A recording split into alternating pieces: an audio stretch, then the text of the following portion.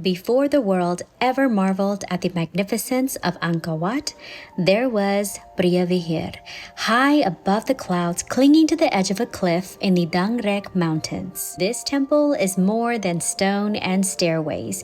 It's a prayer etched into the earth nearly 300 years before Angkor Wat ever rose from the plains. Let me take you back in time to uncover the story of Preah Vihear. Construction of the temple began in the 10th century under the reign of King Suryavarman I. Inspired by the power of Shiva, the Hindu god of creation and destruction, Suryavarman chose the highest peaks as his canvas. He didn't just build the temple for men to admire, but also for the gods to descend upon. Preah Vihear was never meant to be a city temple like Angkor Wat.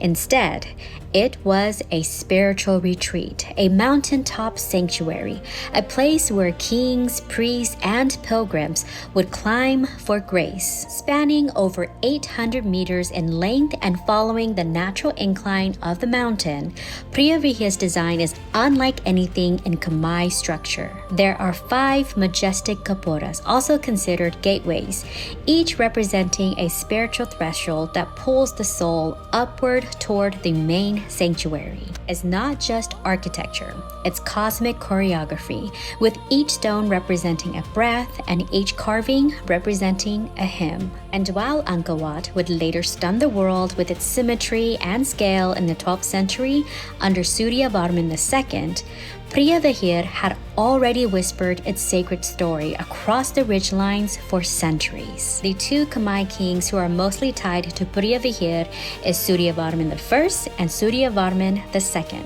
Suryavarman I is the visionary who first initiated construction and linked it to his spiritual movement across the kingdom. He later expanded the temple complex and reinforced its importance as a Shivaite pilgrimage site. Suryavarman II, the same king who built Angkor Wat, he further developed Preah Vihear as part of a kingdom-wide temple network.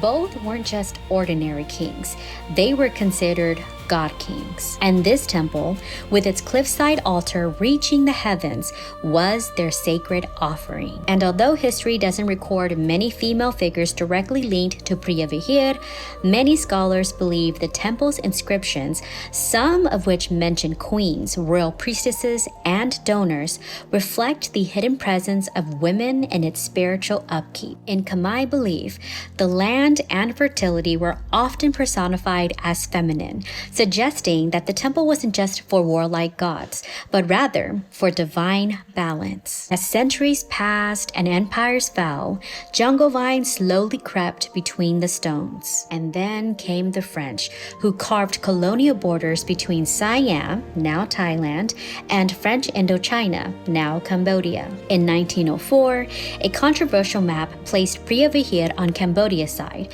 which Thailand disagreed. In 1962, the International Court of Justice ruled in favor of Cambodia, saying Preah Vihear belongs to Cambodia.